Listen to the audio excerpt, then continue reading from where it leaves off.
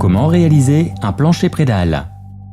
En plus de la caisse à outils traditionnelle, il vous faut un perforateur, un laser, une barre à mine, une solution de boulonnage, un vibreur, une règle et un pulvérisateur. Côté matériaux, on vérifie que tout est bien sur le chantier.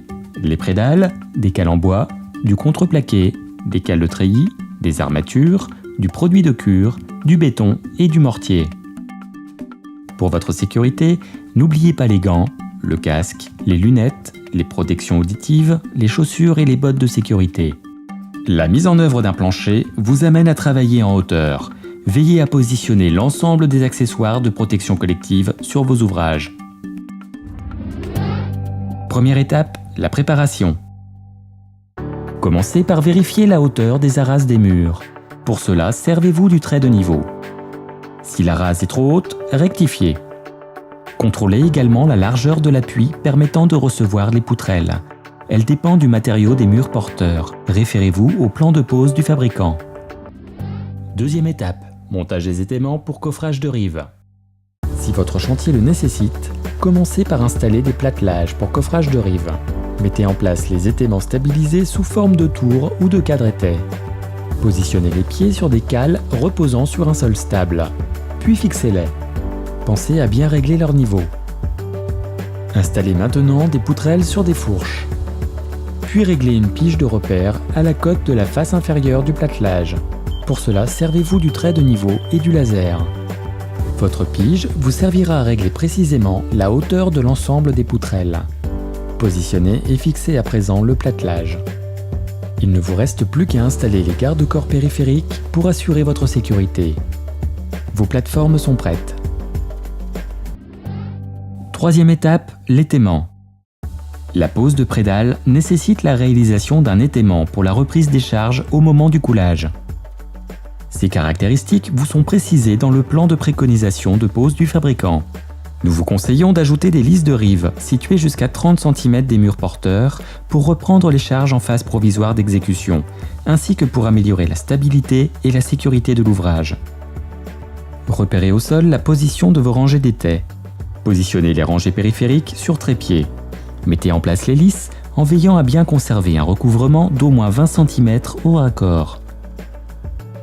Installez les fils d'étaiement conformément au plan de pose.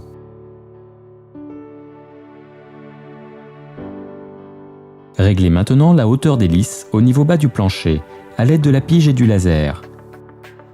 Remontez les étais intermédiaires. Attention, pensez à adapter le nombre d'étais à la charge à reprendre. Référez-vous aux abacs des fabricants d'étais et de poutrelles. Maintenez les lisses dans les fourches à l'aide de coins en bois cloués. Afin d'améliorer la stabilité de l'étaiement, créez un contreventement en fixant des tasseaux en travers des lisses mis en butée des murs. Laissez ressortir légèrement les clous pour faciliter le décoffrage. Quatrième étape, pose des prédales. Contrôlez que la référence de vos prédales correspond au calpinage d'exécution. Installez les garde-corps sur la première prédale. Attachez les élingues en respectant le sens de fixation. Vous pouvez maintenant les déplacer. Des cordes fixées aux extrémités peuvent vous aider à l'orienter. Approchez la prédale et mettez-la en position selon le plan de préconisation de pose du fabricant. Ajustez les zones d'appui de chaque côté conformément au plan de pose, puis détachez-la. Préparez puis positionnez la deuxième prédale. Puis démontez le garde-corps intermédiaire. Continuez ainsi sur toute la surface du plancher. Cinquième étape, finition du coffrage. En cas d'arase trop basse, vous pouvez soit coffrer l'accueilli, soit boucher au mortier. Au besoin, mettez en place un coffrage en périphérie du plancher sur les plateformes.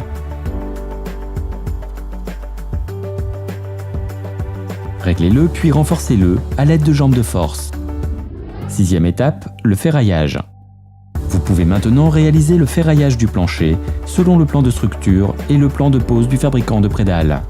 Ligaturez bien au fur et à mesure l'ensemble des armatures pour éviter leur déplacement pendant le coulage. C'est le moment de vous coordonner avec l'électricien et le plombier du chantier pour la mise en place des incorporations. Votre ferraillage est prêt. Septième étape, le coulage. Après avoir vérifié la conformité du béton, vous pouvez maintenant couler. Attention de bien répartir le béton sur l'ensemble du plancher. Vibrez-le au vibreur. Ne restez pas trop longtemps au même endroit. Déplacez lentement l'aiguille, mais ne l'utilisez pas pour égaliser le béton. Réglez le niveau au laser, puis réalisez le niveau de finition prévu dans les dispositions du marché. Attention, veillez à nettoyer les traces de béton en sous-face du plancher tant qu'il est frais. Pour éviter une dessiccation trop rapide du béton, pulvérisez un produit de cure sur la surface. Et voilà, c'est à vous de jouer.